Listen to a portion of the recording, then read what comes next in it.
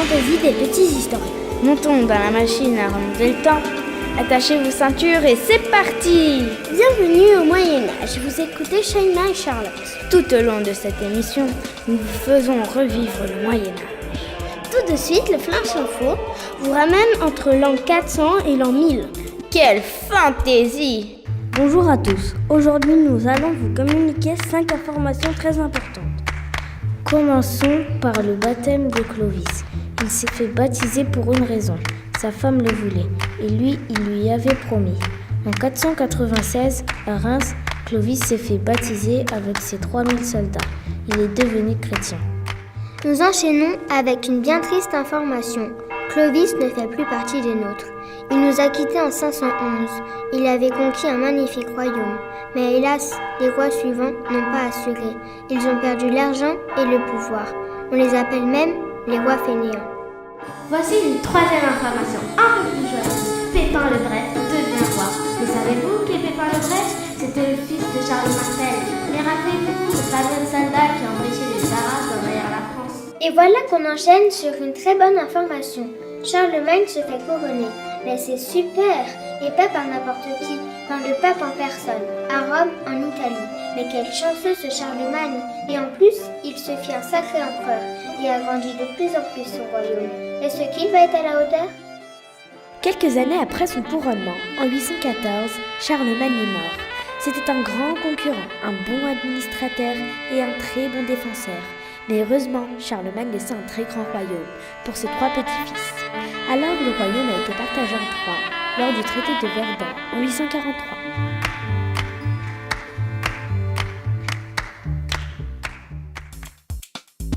Merci à nos journalistes Nazla Fadaran et Cynthia pour ces infos.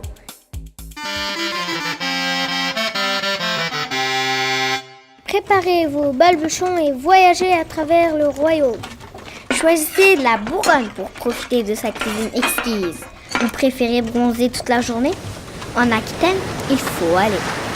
Attention, promotion exceptionnelle. Voyager gratuit pour les moins de 7 ans.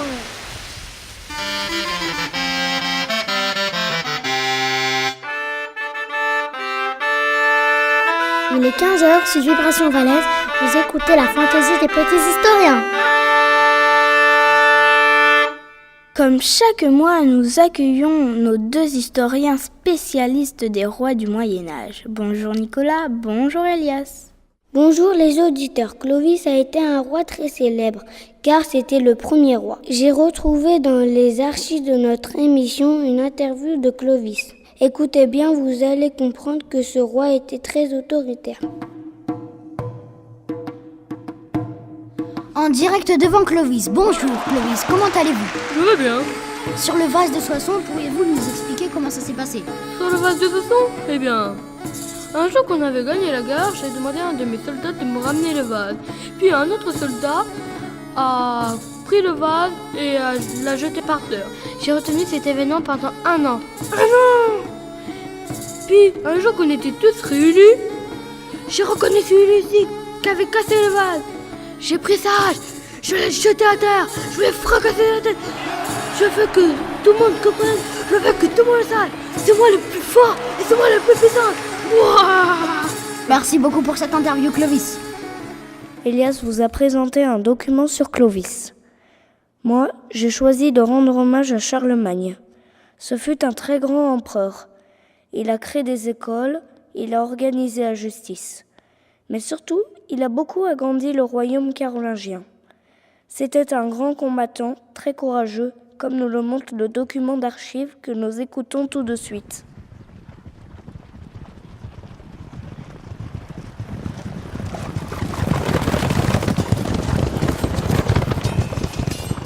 En direct du champ de bataille, nous interrogeons Charlemagne. Comment allez-vous?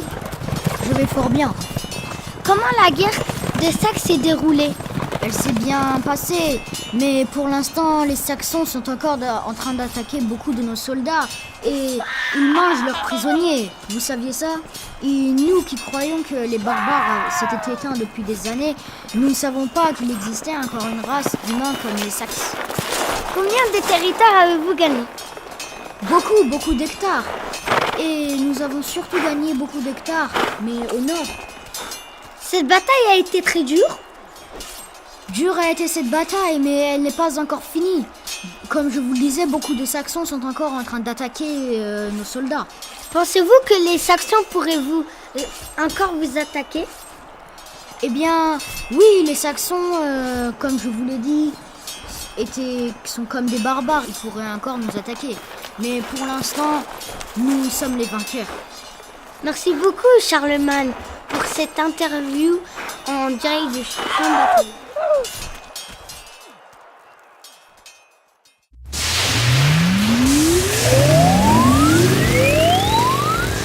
Et voilà, c'est fini. Vous pouvez détacher vos ceintures. On espère que vous avez fait bon voyage à travers le Moyen-Âge. Cette émission a été écrite par la classe de CE2 CM1 de Jules Vallès. L'enregistrement et le montage ont été réalisés par Youssef, Koum, Charlotte, Karim, Wissam, Noum, Elvin, Nicolas, Elias et Yanis. Vous avez entendu les voix de Shaima, Charlotte, Fada, Nazla, Cynthia, Ranim, Phyllis, Néfis, Sam, Marc, Nadir, Elias, Nicolas et Margot. Merci à Gilles Normand, Malika Persson et Emmanuel Chen pour l'aide qu'ils nous apportent. Chers auditeurs, on vous dit à très bientôt pour un nouveau voyage à travers l'histoire. Au revoir.